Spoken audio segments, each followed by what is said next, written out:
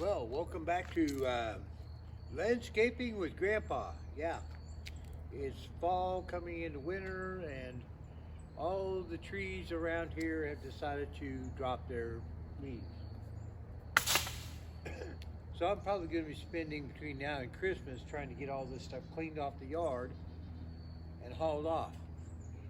So maybe I'll start a second channel, Landscape Maintenance and Home Repair with Grandpa. Seriously, thinking about it. Thanks for stopping by, guys.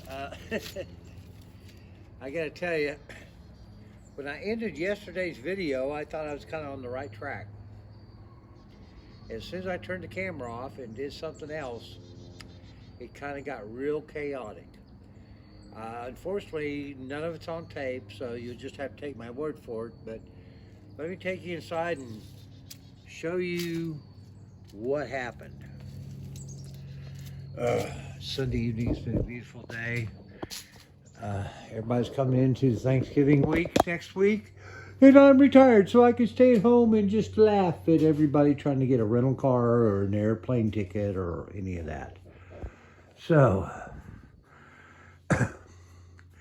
as of late yesterday afternoon and early this morning, and well until this afternoon actually, the engine bay had quite a bit of fire extinguisher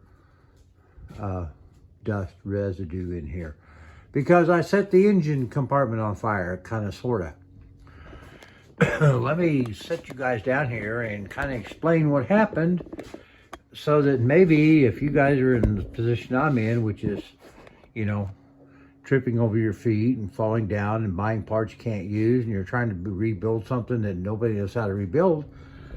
Okay, let's get into this. Now let me see if I can find a way to set you guys up without...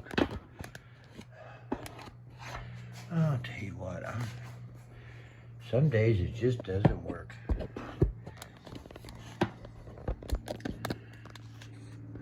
me zoom back here a little bit.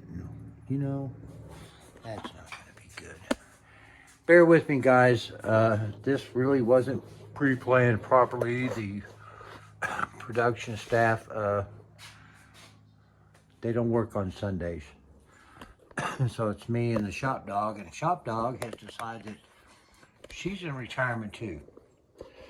Although she hasn't put in any years to earn it. So, all right, let me see if we can get this in here a little better. And you'll please bear with me, because I'm not real sure how I can really show this to you.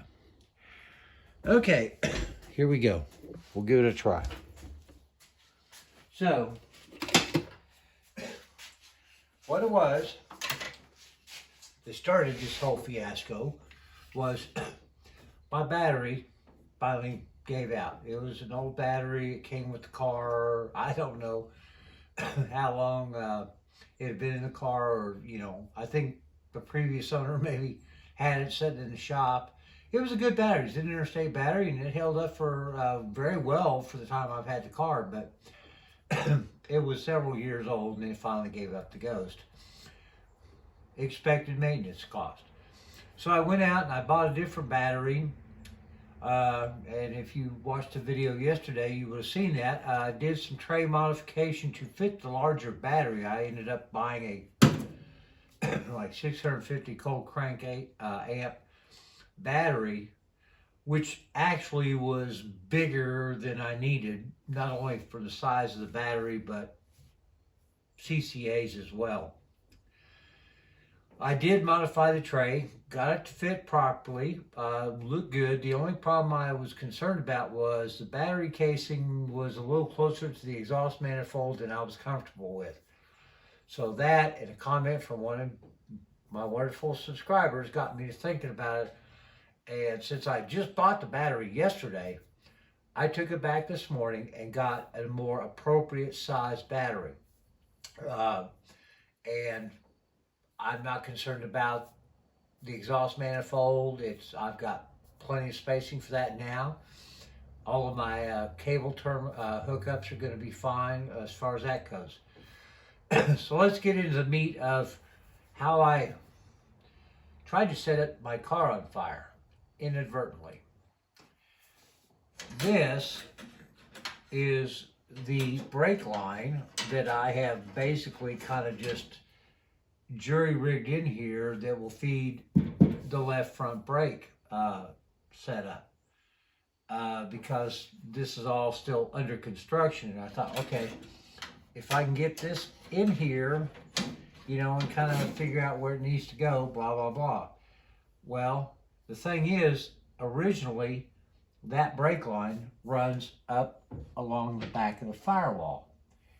And in looking at the replacement kit that I got, they suggested running it from underneath.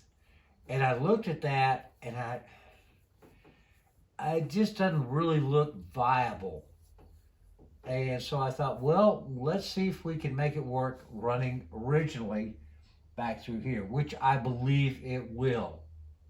But that being said, you know, there's a lot of stuff on here that has not been moved, touched, and honestly, I think some of it never since the car was built.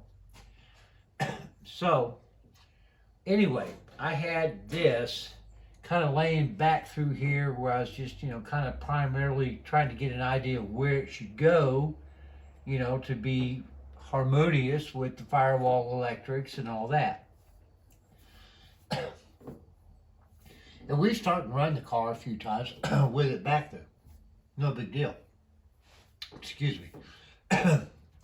Well, long story short, over a course of time, things get moved around, and this brake line ended up down against the engine ground strap.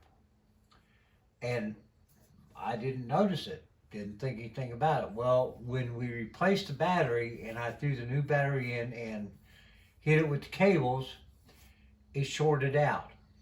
The brake line shorted out, and you probably won't be able to see it, but especially since I have now put this over here to where it will never be, can't get it out again. But basically, I got shorting along here between the brake, the grounding strap, and then one plug up here, and I got a little bit of arcing on a spark plug wire right here, and I don't really think this went through. I think that was more residual heat damage. This got a little crispy. Certainly the original grounding strap got real crispy. It was wasn't the right kind of wire. It wasn't enough wire to carry the load. It was single wrapped with electrician's tape that had worn through, and basically that's what happened. We had an open ground contact, and so it kind of lit everything up here for a few seconds. Fortunately, like I said, I disconnected the power immediately, had a fire extinguisher, put everything out, got everything in here covered with fire extinguisher dust, which I've tried to clean pretty much all of it out now.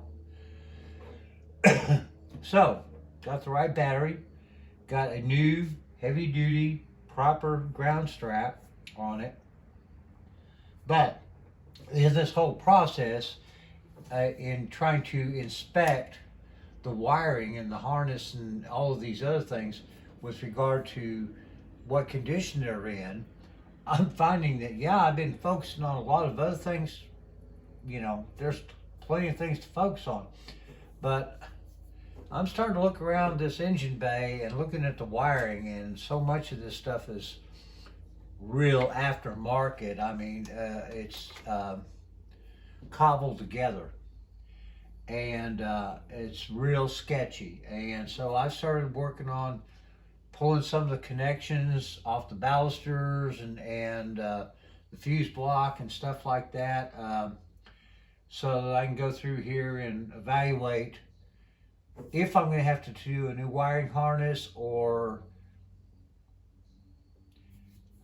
honestly, probably it would be best to do a new wiring harness. Now, I haven't built one of those in forever, but thankfully it's not a computer car. It doesn't have all this old, it's pretty straightforward, and hopefully maybe I can get some help from one of my, minions, or, subscribers, or somebody that's got more patience than I do. But right now, I'm just going to clean everything up, make sure I don't have any open wiring that can ground on anything, and all of that.